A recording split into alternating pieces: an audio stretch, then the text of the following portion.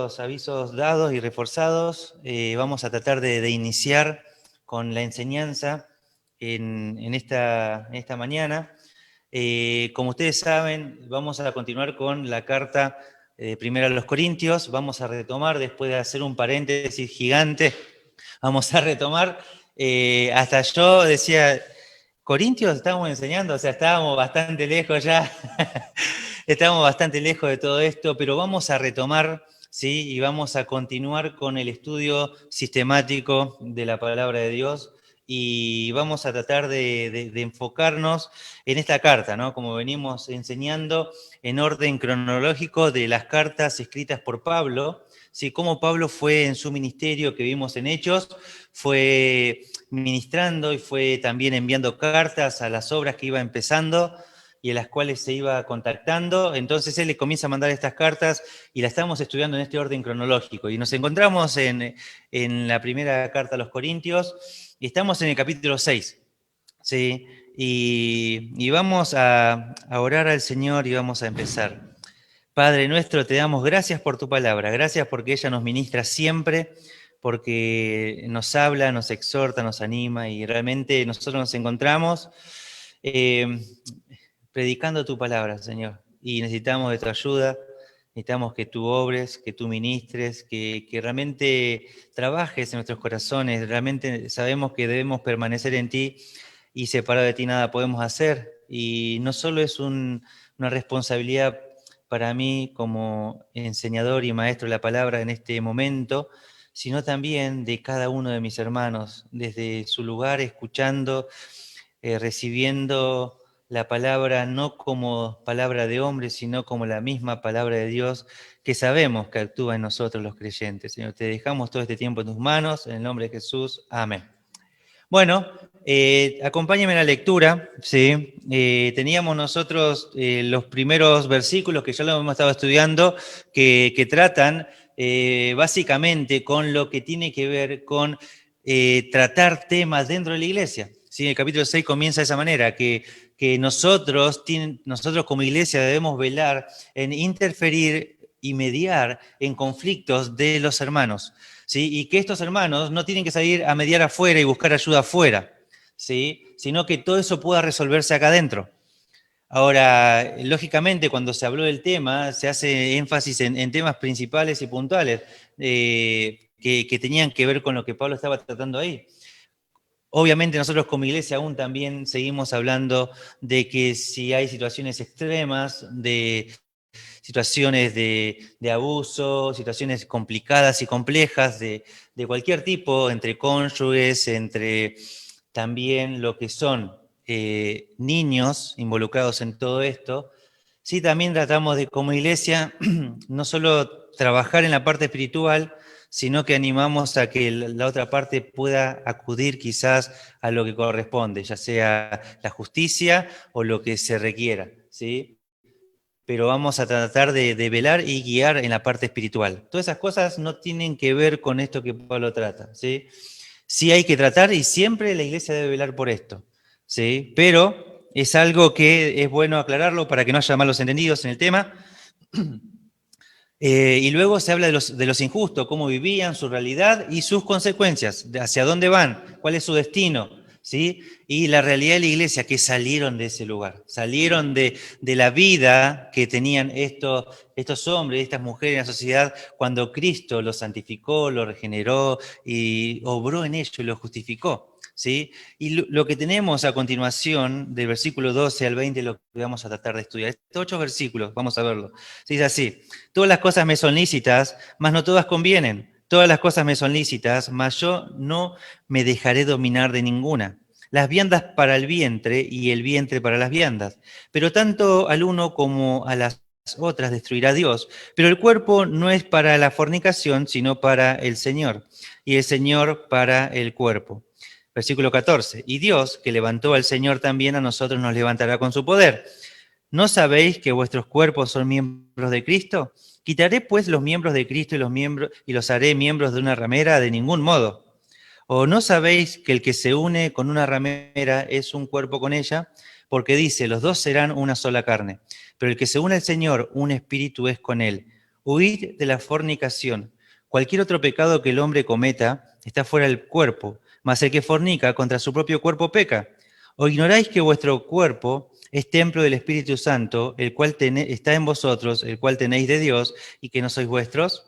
Porque habéis sido comprados por precio. Glorificad pues a Dios en vuestro cuerpo y en vuestro espíritu, los cuales son de Dios. Hasta ahí. Muchas gracias.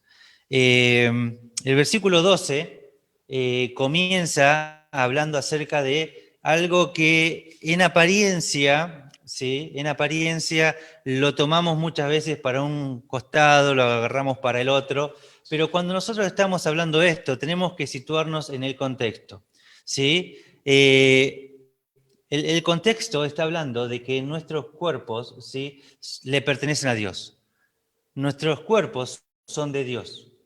Entonces, eso es lo que es el tema principal, es que nuestro cuerpo le pertenecen a Dios.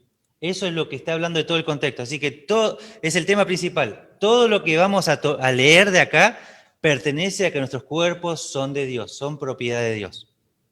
¿Sí? Así que eso es lo que es el contexto. Nosotros tomamos por ahí que no está mal, ¿sí? Tomar muchas veces aplicaciones.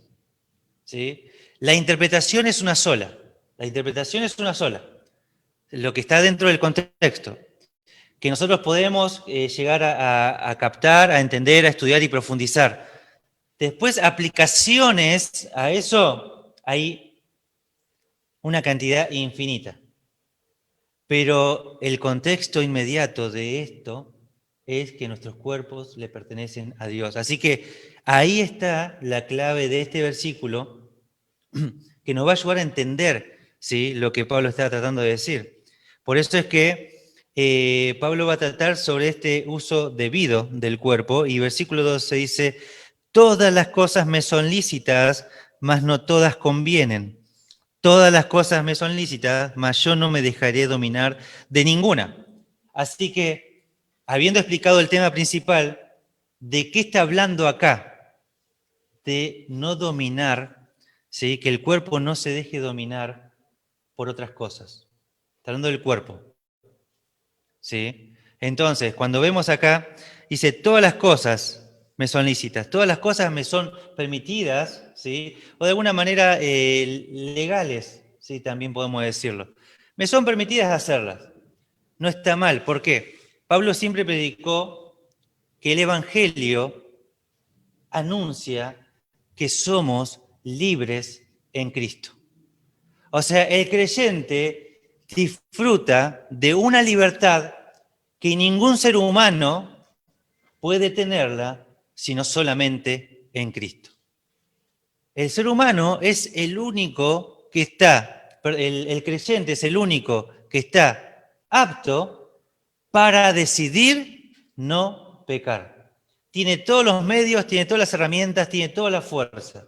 Así que él tiene todo para acceder y sin el pecado, sin involucrar el pecado. Él puede hacer todas las cosas, ¿sí?, y tiene la capacidad para hacerlo. Todo le es permitido en su libertad cristiana. Todo. Pero luego dice acá, todas las cosas me son lícitas, más no todas convienen. Y ahí es donde entramos en un terreno donde la libertad tiene que ser puesta bajo una lupa. ¿Sí? Tiene que ser examinada mi libertad. ¿Por qué? Porque no todas las cosas me van a convenir hacer. Aunque tengo el derecho de poder hacerlo, no me convienen algunas cosas. Y es ahí donde el cristiano entra en una crisis y las iglesias sufren esto. ¿Por qué? Porque el creyente carnal dice la frase, ¿dónde está en la Biblia esto que vos estás diciendo? Y comienza a escudarse, ¿sí?, en esa frase. Pero ¿dónde dice la Biblia qué? Tal o cual cosa. Lo que está pasando es que se escuda detrás de esta frase porque él quiere hacer lo que él quiere y no quiere que nadie le diga nada. Y hay cosas que no convienen. ¿Por qué? Porque va a terminar en algo que le va a quitar la libertad en Cristo. Por eso es que dice acá, todas las cosas me son lícitas, o sea, son permitidas o legales, mas yo no me dejaré dominar de ninguna. Y esta palabra de dejar dominar, no me dejaré dominar de ninguna, es bien importante. ¿Por qué? Lo que está diciendo, ¿sí? Para esta palabra de dejar dominar, mayormente tiene que ver con uno que está en soberanía sobre el otro. ¿Sí? Entonces, los reyes, y cuando llegaban y conquistaban un pueblo, ahora todo ese pueblo, ¿sí? Estaban bajo el dominio y bajo la autoridad de este pueblo que lo conquistó, este rey que lo conquistó. ¿Sí? Entonces Pablo dice, podríamos llegar a decir de esta manera este versículo, yo con la libertad cristiana que tengo la posibilidad de dominar todas las cosas. Nada puede dominar mi cuerpo. Tengo todas las herramientas para dominar todo. O sea, por eso tengo la libertad de hacerlo, porque tengo el poder en mí, ¿sí? Que viene de Dios, de poder poner bajo yugo a todo. Yo puedo controlar todo. Yo puedo controlar los deseos, puedo controlar las acciones, puedo controlar los pensamientos, yo puedo dominar todo y controlarlo todo. Pero cuando el cristiano usa de la libertad para alejarse de esa libertad, para hacer no lo que debe, sino lo que quiere, comienza a vivir en las cosas que no convienen. Y como no es determinantemente pecado, no, pero no pasa nada, no, pero la Biblia no dice. Y de a poquito se va alejando de su libertad, de lo que debe hacer, y se va acercando a lo que quiere hacer. Y de pronto se convierte de alguien que somete a ser sometido. Entonces ahora ya está bajo autoridad, bajo yugo de esclavitud. ¿De qué? Pueden ser de sus deseos, de sus pasiones, de sus pensamientos, de determinados pecados. Entonces dice, bueno, tenemos esta libertad, tenemos nosotros los creyentes toda la autoridad de Dios, toda la fuerza de Dios para usar esta palabra que nos capacita por medio del Espíritu Santo. ¿Sí? Que Dios no nos ha dado un espíritu de cobardía, sino de qué? De los que están presentes acá, digan, a ver, de poder, amor y ahí, dominio propio. Lo que es el dominio propio es la capacidad de someter todas las cosas bajo la directiva que se está dando. Es esta libertad que tenemos, que yo tengo todo bajo mi yugo. Todo lo puedo controlar. No yo como hombre, porque el hombre no lo puede hacer, sino el poder de Dios que está en mí. El Espíritu Santo es el que me capacita para hacer estas cosas. No estamos hablando de acá de un humanismo, ¿sí? Sino que Dios mismo en nosotros nos da la posibilidad de someter todas las cosas y que nada nos domine. Y cuando nos vamos alejando, podemos ser dominados por ello. Y es ahí donde entramos en problemas. Porque la expresión que conocemos, que el mundo dice, yo lo puedo dejar cuando quiero, y uno dice, bueno, déjalo. No lo puede dejar. Porque está bajo el yugo, porque está sometido. Ya no lo puede dejar. La idea es que estar continuamente evaluando nuestras vidas para no abusar de las cosas que no convienen. Porque cuando abusamos de las cosas que no convienen, terminamos haciendo lo que queremos y dejamos de hacer lo que debemos. Y ahí comenzamos a pagar ese precio, poco a poco. Entonces, este versículo 12 nos está hablando de todo esto. Y luego dice el versículo 13, las viandas para el vientre y el vientre para las viandas, Pero tanto al uno como a las otras destruirá Dios. Entonces lo que está hablando acá es, ¿sí? No solo vemos en Pablo, en el anterior, una plena declaración de sus convicciones, de su convicción de que él bajo ninguna circunstancia se va a dejar dominar por nada, ¿sí? Sino que después comienza a hablar de estos argumentos. Él va a dar 3 argumentos que tienen que ver con por qué es que nosotros estamos hablando esto, que nuestros cuerpos le pertenecen a Dios. Bueno, veamos el primer argumento que Pablo va a dar en el versículo 13, que es el propósito de nuestro cuerpo, es el Señor. El propósito de nuestro cuerpo es el Señor, es el primer argumento. Entonces, va a utilizar esta expresión, las viandas para el vientre y el vientre para las viandas.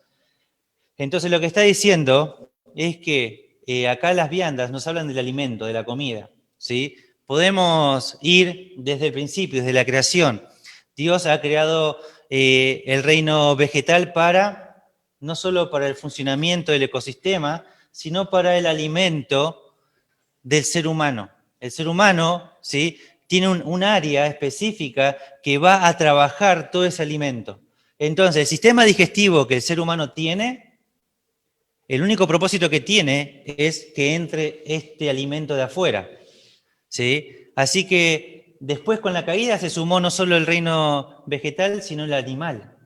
Y podemos comer de tanto de uno como del otro y van a ir para el sistema digestivo. Entonces el sistema digestivo fue creado, ¿sí?, para esos alimentos. Y los animales, los vegetales fueron creados para el hombre, para la subsistencia del hombre. Entonces, tanto uno es para el otro como el otro es para el otro, ¿sí? Entonces acá tenemos algo bien importante a entender en esta frase que está diciendo Pablo. Bueno, dice, esto fue creado para las viandas para el vientre y el vientre para las viandas, pero tanto al uno como a las otras destruirá Dios. Entonces dice, bueno, Dios va a destruir ambas cosas. Si vemos la segunda epístola de Pedro, en su capítulo 3 va a hablar justamente de esto, de que Dios va a destruir por fuego a toda la creación y que nuestros cuerpos van a ser destruidos también, ¿sí? Y Dios nos va a dar nuevos cuerpos. También podemos varios pasajes ver en cuanto a eso, ya hemos estudiado. 1 Corintios 15 nos habla también de eso, de un cuerpo glorificado, un cuerpo como el del Señor. Entonces, todo nos va a destruir. Dios va a destruir todo.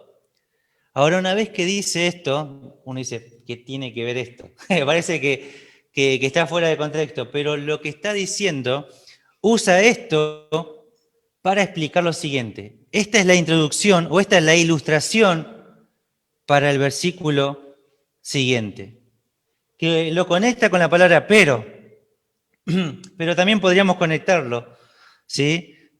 Con así como el vientre es para la vianda y el vientre para la vianda, así el cuerpo del hombre es para el Señor y el Señor es para el cuerpo. La primera parte es una ilustración para clarificar lo que dice después, ¿sí? Puede ser como que está desubicado ahí, pero lo que está haciendo es ilustrando lo que va a decir después, aunque comienza a decir en un aspecto negativo de que el cuerpo no es para algo. Y ahí pone en el tema que él quiere abarcar, que uno de los pecados que va a atentar en contra de este propósito de creación es la fornicación. Bueno, ¿por qué Pablo habla de este concepto de fornicación y esta palabra que se ve en diferentes contextos? ¿Sí? ¿Por qué? ¿Por qué usa esta palabra? Bueno, hemos explicado el contexto de Corinto. Hemos explicado que Corinto era, ¿sí?, la ciudad de pecado de todo el Imperio Romano. Que no ha existido, ¿sí?, hoy en el mundo entero una ciudad como esa. Por todas las descripciones de lo que sean de esa ciudad, ni Las Vegas, ni ningún otro país que esté bajo en la inmoralidad, o sector, o estado, o provincia, que esté con esta inmoralidad. Que era tan común el hecho de esto que podemos llegar a presentar una similitud con Sodoma y Gomorra.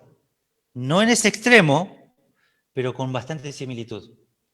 Que el pecado de la fornicación era muy común y que como servicio, ¿sí?, a Dios, el Dios que ahí se planteaba, ¿sí?, daba prostitutas, ¿sí?, que le llamaban las sacerdotisas, para ofrecerse a los hombres. Así que en cualquier lugar estaba presto el pecado. Y el pecado de fornicación era muy común en esa región. Y para colmo, ¿sí?, no solo tenemos esta problemática de algo cultural, sino que también muchas corrientes filosóficas planteaban que el cuerpo no era importante. Entonces el cuerpo era la cosa menos importante y lo que menos servía y lo que menos valor tenía. Entonces el cuerpo, ¿sí?, no se le daba tanta importancia, porque era algo cultural. Entonces lo que vos podías hacer con el cuerpo no era lo de menos, eso no cuenta. Es como eso no es pecado. Estaba tan naturalizado todo eso que era muy común para todo esto, el hecho de la fornicación. Era parte de su cultura.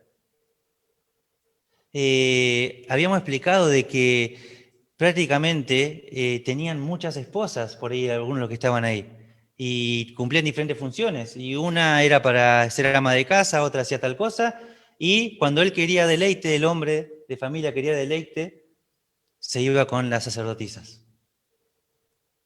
Mirá cómo culturalmente estaba todo permitido. Y ahí llegó el Evangelio. Y ahí el Señor le dice a Pablo, no te vayas de acá, Pablo, no temas. Había que estar en ese lugar de Pablo ahí. Porque yo tengo mucho pueblo.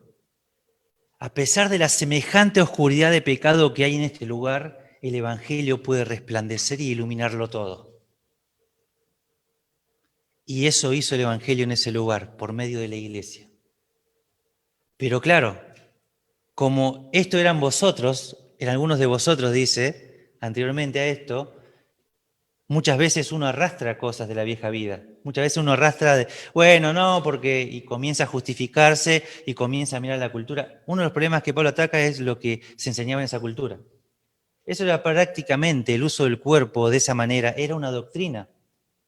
Es como lo es hoy el feminismo. Es una doctrina. Son enseñanzas demoníacas. Y así podemos decir todos estos pecados que están rodeando a todo esto que está generando, pero aún tanto el feminismo como cuando hablamos de cualquier corriente de esto del aborto y todas estas cosas, ¿sí?, provienen del mismo, que va liderando con sus hilos desde arriba, ¿sí?, que es Satanás mismo, que este sistema responde a los propósitos satánicos. Entonces, tanto el feminismo como el machismo son pecados y eso está en contra de lo que la Biblia nos habla. Y eso no está bien, y eso es pecado.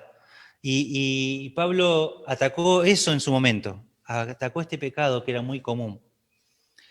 Es algo notorio que me tocó en un momento de los viajes misioneros que yo hice a un lugar de Argentina y trabajando con tribus nativas, aborígenes, y me tocó estar ahí y ver un poco esto que está hablando Pablo. Estuve sirviendo en esta iglesia, fui a colaborar y ayudar a ser parte de lo que estaban haciendo en este lugar, pero aún cuando estaba el culto y estaban todas las gentes, de pronto salía algún jovencito para afuera o salía alguno para afuera y se iba. De pronto después aparecía una cara de una chica en la puerta y después desapareció otro jovencito. Porque en esta costumbre que tenían estos aborígenes, estos nativos acá en Argentina, era la práctica de la fornicación. Era muy común. Y todo valía. Y me causó asombro y después uno de los ancianos de la iglesia me explica, no, lo que pasa es que acá cuesta tener hombres en el liderazgo de la iglesia porque es tan común esto de la fornicación que no la iglesia no puede tener hombres ancianos porque la gran mayoría de los hombres que son nativos de acá tienen esta costumbre. Wow.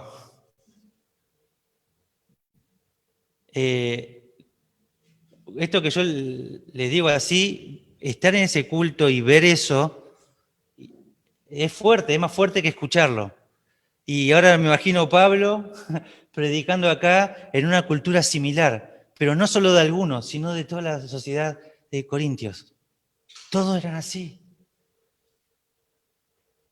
Entonces Pablo tiene que contrarrestar con la palabra este pecado que estaba golpeando la santidad de la iglesia. Y es bien fuerte. Por eso Pablo está explicando acá, pues el cuerpo no es para la fornicación.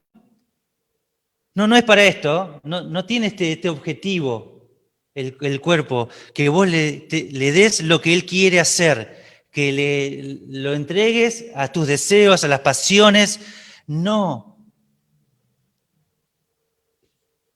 sino para el Señor. Y ahí está el concepto que hemos transmitido vez pasada, el concepto de mayordomía. Todo es de Dios y nada es nuestro. Todo es de Dios y nada es nuestro. La famosa frase, tu cuerpo, tu decisión, mentira. Vos no decidís. Dios debe decidir por vos qué es lo que se hace con el cuerpo que tenés. Después sigue hablando del tema, pero es importante que la Escritura lo plantea de una forma bien clara el tema. Y dice que el propósito de nuestro cuerpo, de por vida, del momento de que lo hemos conocido, es para el Señor, es para el uso del Señor. Así que el cuerpo tiene que ir y tiene que hacer lo que Dios quiere.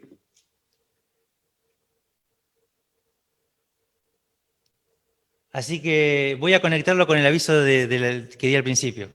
Cuando tu cuerpo quiere en la semana descansar porque está muy cansado, porque trabajaste, porque está con mucho sueño, recordá, el cuerpo no es tuyo, anda a visitar a un hermano. Es del Señor. Y debe hacer el cuerpo lo que Dios quiere, no tu deseo, porque dormir o descansar no está mal, pero por ahí es algo de lo que no conviene muchas veces abusar de eso, porque en el momento que nos cuidamos somos esclavos de la pereza. Y algo que no convenía se convirtió en algo que me domina. Entonces tenemos acá justamente, es para el Señor, no para nosotros. Pero ¿qué pasa? Entonces, Pablo está diciendo que está destruyendo mi cuerpo, está destruyendo... Bueno, ahí versículo 14 dice, y Dios, que levantó al Señor, también a nosotros nos levantará con su poder. Pero no se preocupen con respecto a lo que les va a pasar a su cuerpo. Pues yo hablé de destrucción, dice Pablo, pero no piense que, no, se va a destruir el cuerpo, pero el mismo Dios que levantó al Señor de entre los muertos y le dio un cuerpo glorificado, es el mismo que les dará a ustedes lo mismo. El mismo los levantará. Así que no se aflijan con respecto al cuerpo. Denle el uso correcto al cuerpo, que es para Dios. ¿Sí? Y bueno, ahí está ese primer argumento que Pablo plantea, que el propósito de nuestro cuerpo es el Señor. El siguiente argumento, vamos a verlo en el versículo 15, ¿sí? En adelante, que nuestros cuerpos son miembros de Cristo. O sea, nuestro cuerpo o nuestros cuerpos son miembros de Cristo. Y ahí lo va a decir en el versículo 15. ¿No sabéis que vuestros cuerpos son miembros de Cristo? La respuesta, sí, porque tiene que ver con una pregunta retórica, tiene que ver que sí que sabían. Entonces el versículo 15 dice la segunda parte, ¿quitaré pues los miembros de Cristo y los haré miembros de una ramera? De ningún modo. ¿Sí? Entonces acá, en el versículo 15, tenemos justamente esto que está planteando de que nuestros cuerpos son miembros del cuerpo de Cristo. Así que acompáñenme, den vuelta a las páginas, ¿sí? Hasta el capítulo 12, ahí nomás estamos. Y en el capítulo 12 vemos justamente esto que Pablo está mencionando acá, en el versículo 13, ¿sí? 12, 13, ¿sí? Ahí todos ya lo tienen, ¿sí? ¿Estamos bien ahí? Bueno. Dice, porque por un solo espíritu fuimos todos bautizados en un cuerpo. Sean judíos o griegos, sean esclavos o libres, a todos se nos dio a beber de un mismo espíritu. Así que en este versículo 13 dice que todos fuimos bautizados en un cuerpo. Así que nosotros, como dice después siguiente, somos miembros del cuerpo de Cristo. Así que cada uno de nosotros, en un sentido universal, somos miembros particulares, ¿sí?, del cuerpo universal de Cristo. Entonces somos miembros de algo en conjunto. Y es lo que nos está diciendo este pasaje. Pero fíjense que dice el versículo 15 del capítulo 6, ¿no sabéis que vuestros cuerpos son miembros de Cristo? A través de algo que nosotros no vimos, a través de un bautismo que se dio en el momento de que hemos conocido al Señor, Él nos insertó en un cuerpo, el cuerpo de Cristo. Entonces ahora nosotros somos miembros de Cristo. Ahora, como miembros de Cristo, lo que vos hagas, lo hace ¿quién? ¿Quién lo haría eso? Pregunta en voz alta acá. Si vos haces algo, ¿quién lo está haciendo? Según el pasaje. Cristo. Si yo muevo este dedo, ¿quién está moviendo este dedo? Pregunto. Ustedes dirían, Dani, ¿no? ¿Por qué? Porque este dedo es un miembro de mi cuerpo. Entonces están diciendo, este dedo lo está moviendo Dani. Así que si vos estás haciendo algo, Cristo lo está haciendo. Y eso es lo que quiere hacer la reflexión Pablo. Que nosotros al ser miembros del cuerpo de Cristo, todo lo que estamos haciendo lo hace Cristo mismo, porque somos parte de su cuerpo. Por eso dice, quitaré pues los miembros de Cristo y los haré miembros de una ramera, de ningún modo. Y ahí usa otra vez la palabra a la que está tratando de ir, ¿no? Que es fornicación, y ahí ramera. No la llama sacerdotisa, la llama con el nombre que es correcto, ramera.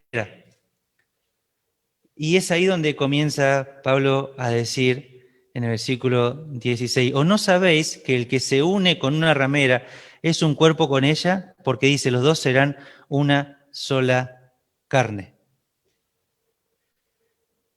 Y este versículo es bien importante también para entender cómo Dios ve, ¿sí? Porque nosotros miramos de una manera y evaluamos las cosas por una manera y Dios las mira de otra. ¿Sí? Mayormente nuestra mirada está distorsionada por el pecado. Y si no fuera por la palabra, no entenderíamos cómo Dios ve las cosas. ¿Sí? Y acá está diciendo, justamente, los dos serán una sola carne. ¿En qué contexto habla de los dos serán una sola carne? Los que están acá, a ver. Del matrimonio. ¿Sí? Aún podemos ir a los primeros capítulos de Génesis y ver cuando un hombre y una mujer se unen en matrimonio. ¿Sí? Porque el acto sexual, para Dios, el único ámbito, el único lugar donde tiene que existir es entre el esposo y la esposa, el matrimonio. Se entiende que el acto sexual es igual a matrimonio, casados. En ese momento se unen y son una sola carne, dice. Así que es como Dios ve la humanidad.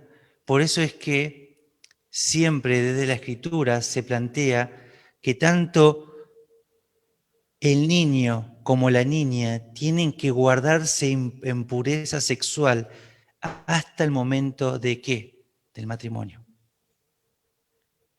Porque Dios lo ve así. No hay otra forma en que Dios lo vea. El acto sexual es solamente entre el esposo y la esposa.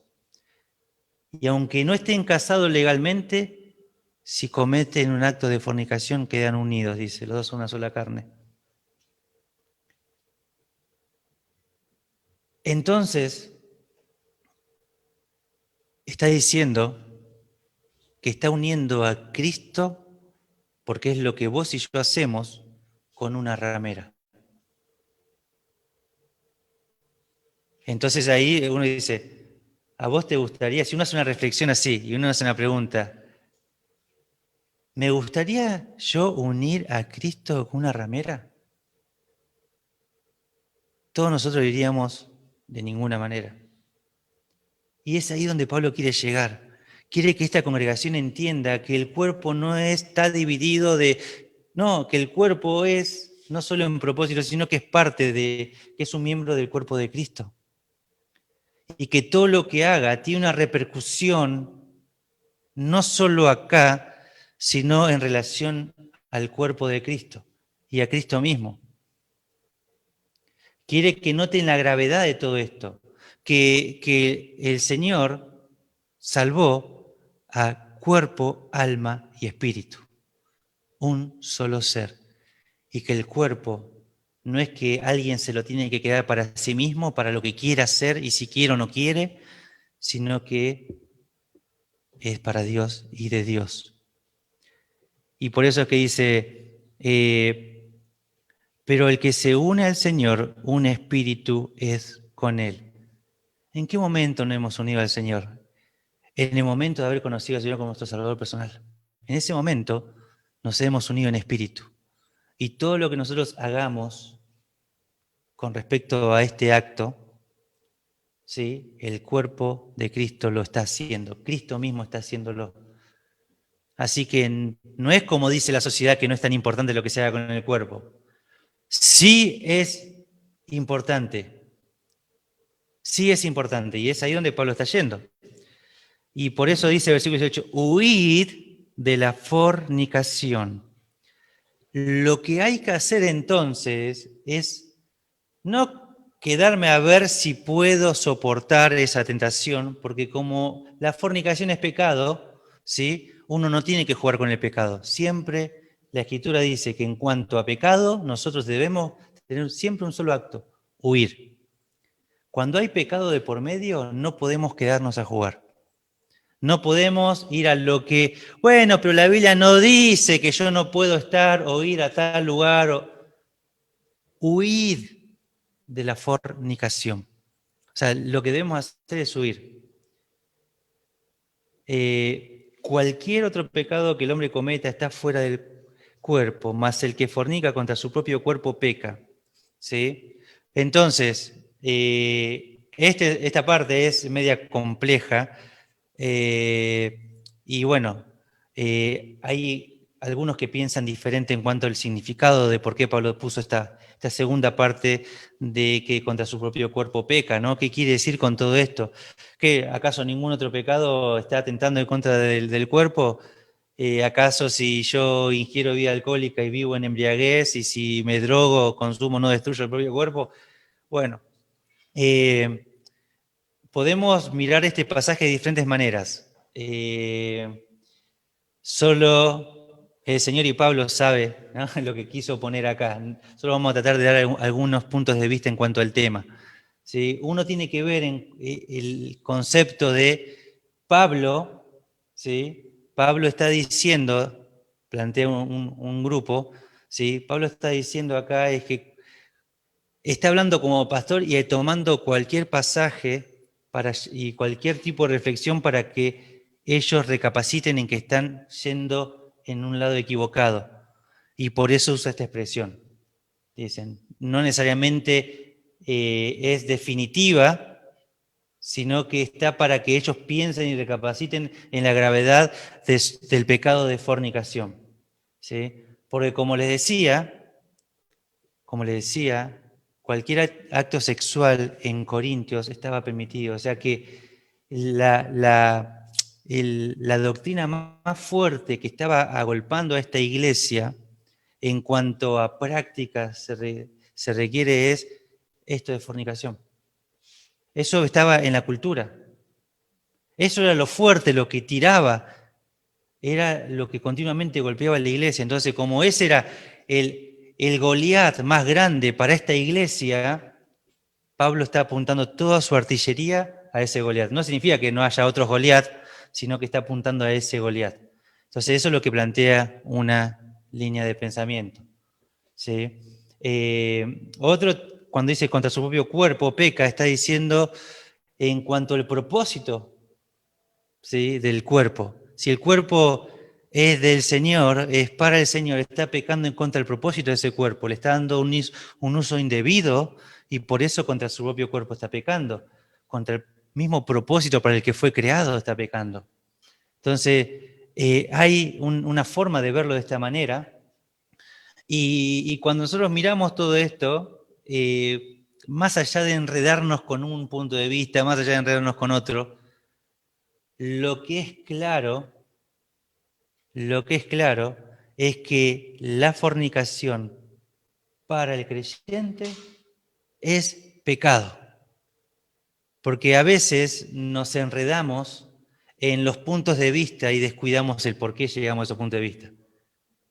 O sea, lo que está diciendo ahí quiere otra vez decir por qué la fornicación no debe ser una práctica para el creyente. Entonces tenemos que enfocarnos pura y exclusivamente en eso, no tanto en esta explicación, porque ya está diciendo de muchas maneras que no conviene la fornicación para el creyente. Entonces, no nos desviemos con pasajes en las posiciones, porque hay que ver y velar por cuál es el tema principal y qué es lo que Dios está queriendo decir con eso. Y más allá de lo que está queriendo decir con esta expresión, debemos tomarlo de esta manera. ¿Sí?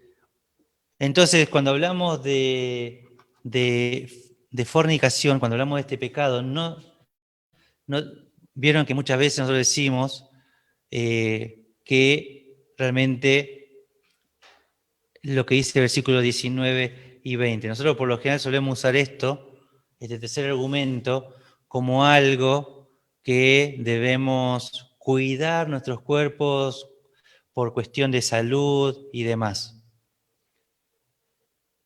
Sí podemos sacar quizás una aplicación, pero no es lo que el pasaje está diciendo. ¿Sí? El pasaje está diciendo, en este tercer argumento, que nuestro cuerpo es templo del Espíritu Santo. Es el argumento ¿para qué? ¿Qué está argumentando? ¿Qué está hablando Pablo en cuanto al hecho de el uso correcto del cuerpo? Que es para glorificar a Dios. Y que no es, y ahí va a hablar todo esto. Ignoráis que vuestro cuerpo es templo del Espíritu Santo, el cual está en vosotros, el cual tenéis de Dios y que no sois vuestros.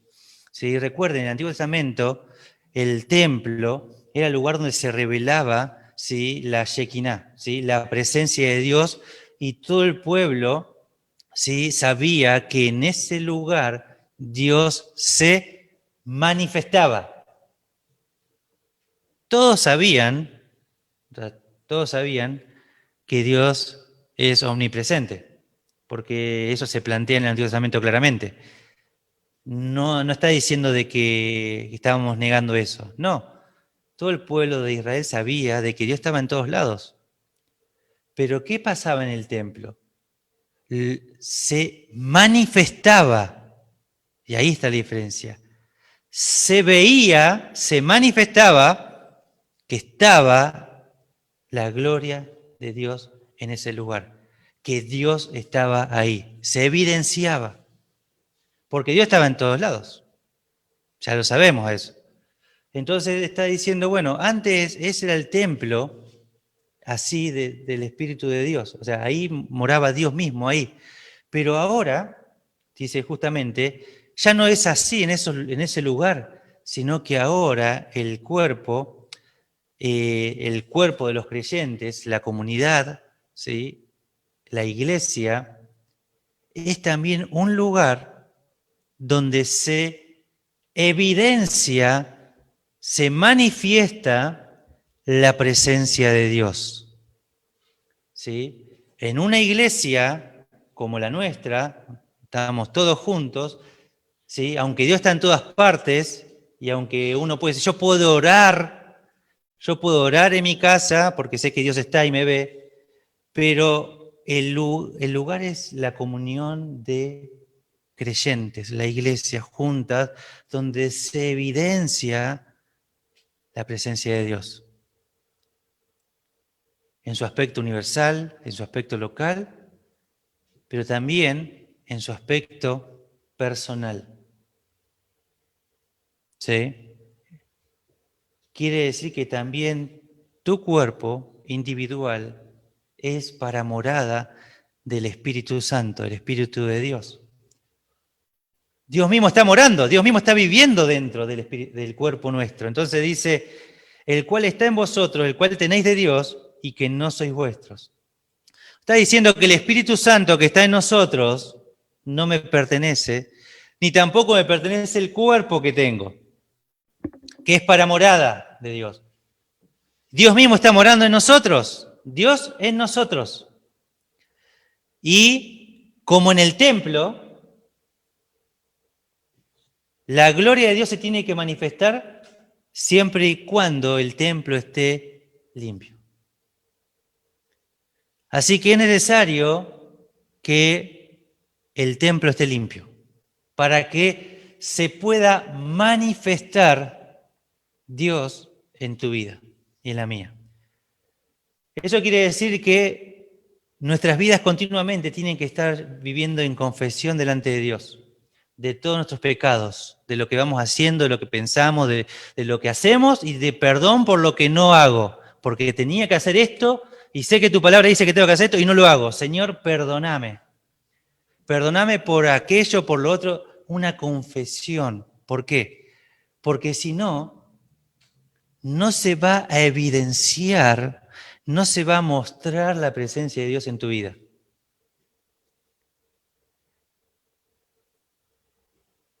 Y es importante para que cuando la presencia de Dios se manifieste en nosotros, las demás puedan, cuando nosotros obramos y actuamos, glorificar a vuestro Padre que está en los cielos. Porque ahí está obrando Dios mismo con toda la libertad en nosotros. Y las personas pueden ver que somos distintos, que Él está trabajando en nosotros. Así que se nos puede ver, se puede ver a Dios en nosotros, se está manifestando con nuestras actitudes, con los pensamientos, con las acciones. La gente comienza a ver a Dios en nosotros. Pero para eso es importante entender que el templo ahora es nuestro cuerpo. Que la iglesia es el lugar donde la presencia de Dios se tiene que manifestar. Y como decía en un momento, y exhortaba a los miembros de esta congregación, de que todos debemos saludar con ósculo santo, desde que llegamos hasta que nos vamos, a todos. ¿Por qué? Porque es una evidencia de que Dios está en nosotros, porque acá se puede ver que Dios está con pequeñas acciones y con las grandes. Dios está. ¿Por qué? Porque se ve el amor. Y como hablamos vez pasada con los hombres de la iglesia, el amor nunca es un sentimiento. Siempre el amor es acción. Y no se debe sentir hacer algo, se debe hacer algo. Eso es amor. Amor es actuar, es hacer lo que Dios dice que debo hacer. Eso es amor. El resto es romanticismo. El resto es filosofía hueca. Amor es acción. Y saludar a un hermano y visitar a alguien, aunque no quieras hacerlo. Y dices, uy, pero si voy de mala gana. No importa, eso es amor. Que aunque no querés, lo haces. Y Dios puede obrar y ahí uno comienza a ver a Dios. Y después cuando ponemos a hablar y compartir con la otra persona, todos nos olvidamos que uno no quería ir, que estaba cansado, que tenía que hacer otra cosa el día de mañana, los problemas que tuvo el día. Se fue. ¿Por qué? Porque Dios comienza a actuar. ¿Me permitís que yo trabaje en tu vida? ¿Me permitís actuar en tus debilidades? Ahora yo me muestro. Y ahí uno sale lleno de gozo.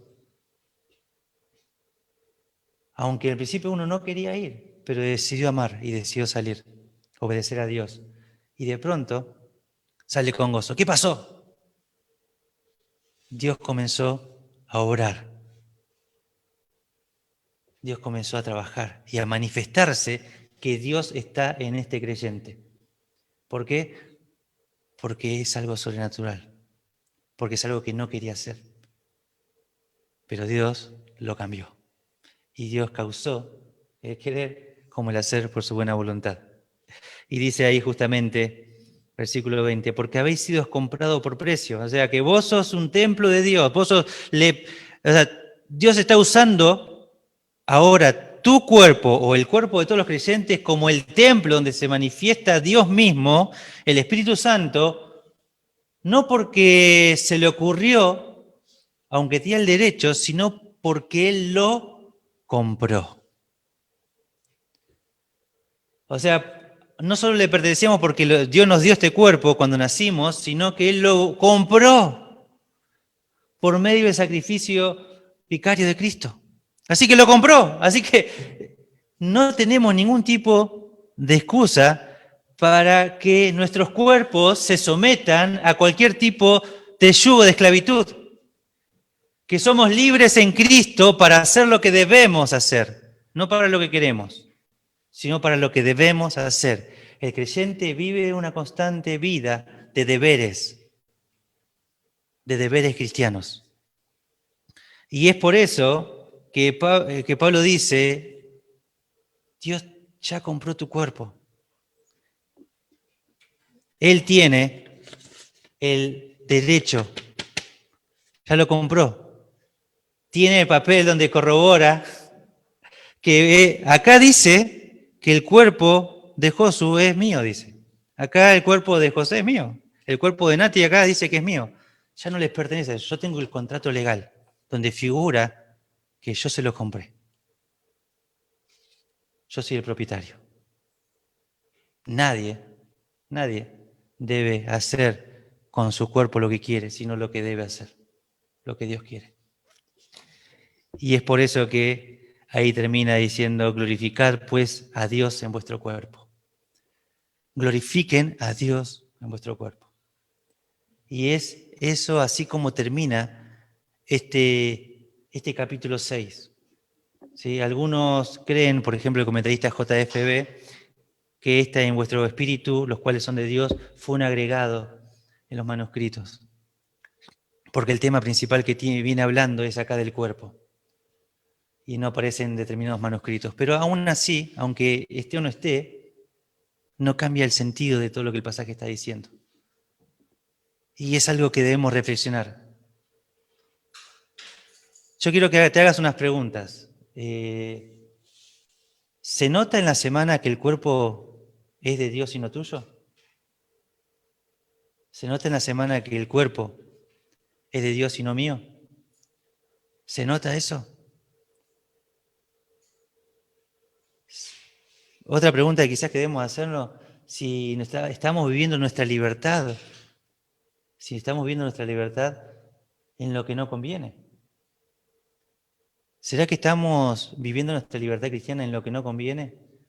Y estamos llevando justamente a nuestros cuerpos a que se sometan a cosas de pronto cuando tenemos el poder para no ser sometidos. ¿No será que estamos jugando con eso que no conviene? Y debemos evaluar estas preguntas. ¿Por qué? Porque en ese momento donde estamos comenzando a jugar con lo que no conviene, de un momento a otro, sin darnos cuenta, vamos a terminar de ser de libres a esclavos. Nuevamente, esclavos. Porque ya hemos sido esclavos un día de este mundo, de todos sus deleites, de los placeres de este mundo, de todo lo que el mundo plantea, y fuimos detrás de esa corriente. Hoy ya no somos más esclavos de eso. Hoy somos esclavos de Cristo. Y como somos esclavos de Cristo, ¿sí? El esclavo le pertenece a su Señor completamente, no por partes, es todo de su Señor. Terminamos orando. Padre, gracias por tu palabra, gracias porque al estudiar tu palabra vemos la importancia de no dejar que las influencias externas de que en la sociedad en la que vivimos lleven a los creyentes, a nosotros, a vivir fuera de lo que has establecido. Señor, acá nuestra iglesia no está luchando hoy con un pecado como el de fornicación, como lo tenía la iglesia. Nuestra cultura acá en Argentina está sufriendo con otros gigantes que están agolpando a la iglesia. Hablamos acerca de todo lo que tiene que ver con la ideología de género, con todo lo que es el aborto, con un montón de pecados que la sociedad quiere insertarlo dentro de la vida de la iglesia, que quieren lavar el cerebro, no a nosotros, sino a nuestros hijos, a nuestros nietos, que ellos están hoy, Señor, apuntando en contra de todo esto. Y Señor, tenemos batallas por luchar, tenemos que empezar como iglesia a ir velando por nuestras futuras generaciones, Señor, que están por venir. Y Señor, sé que vamos a tener que presentar batalla y que tenemos que estar preparados para ese momento. Pero Señor, también entendemos de que podemos mirar realmente el verdadero dueño de nuestro cuerpo. ¿Quién es realmente? Que no nos pertenece, que le pertenece a Dios y que todo lo que hacemos y lo que no hacemos, Señor, de eso debemos dar cuenta, porque no está para hacer lo que nosotros queremos, nuestros cuerpos, sino lo que nuestro Señor nos ha mandado a hacer, cumplir tu palabra, Señor. Ten misericordia, Señor, de nosotros para que tengamos de ti todo lo suficiente, Señor, que causes en nosotros el querer como el hacer por tu buena voluntad. Y aun cuando no tengamos ganas de hacer lo que nos mandas a hacer, Señor, que podamos de manera firme decir con el Espíritu Santo que nos fue dado, con el dominio propio que tenemos, ¿sí? Con tu ayuda, con la oración, Señor, voy a obedecerte aunque no quiero hacerlo, con completa sinceridad, pero con un compromiso de decir, no voy a vivir más complaciendo y deleitando a mi cuerpo, a lo que quiero, sino que quiero comenzar a vivir para ti. Gracias por esta amada iglesia que podemos, Señor, tener en este lugar, donde es un testimonio para nuestro barrio, para los alrededores. Señor, gracias por lo que estás haciendo, Señor, porque realmente en el compartir con las personas se puede ver que estás en nosotros, Señor, que tu presencia está en nosotros, que nos quiere llevar a un lugar más alto, Señor, del que estamos, pero que estás ya obrando en nosotros y te damos gracias y te damos a ti la gloria. En el nombre de Jesús, amén.